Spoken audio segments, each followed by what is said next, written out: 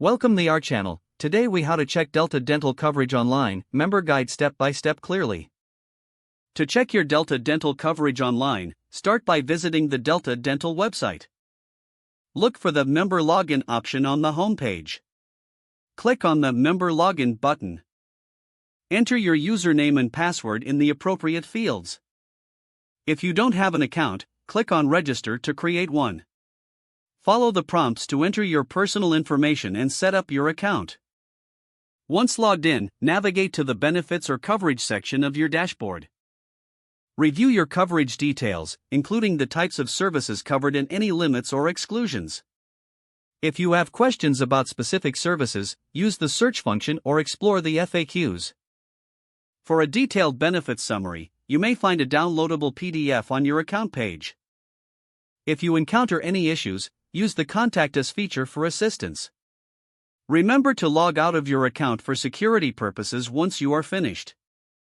If the page does not load, refresh the browser or try again in a private or incognito window. Make sure you are using the correct email address, then retype it carefully to avoid small typos. If your password is not accepted, use the reset option and create a new strong password you can remember. Check your spam folder for verification or security emails, then complete any requested confirmation steps. Enable two-factor authentication if available to improve account security and reduce unauthorized access risk. After signing in, review your profile details so your contact information and settings are accurate and current. If you see an error message, note it down and try again after restarting your device and internet connection. Log out when you finish, especially on shared devices, to keep your account and payment information secure. If the page does not load, refresh the browser or try again in a private or incognito window.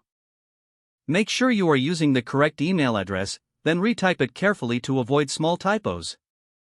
If your password is not accepted, use the reset option and create a new strong password you can remember.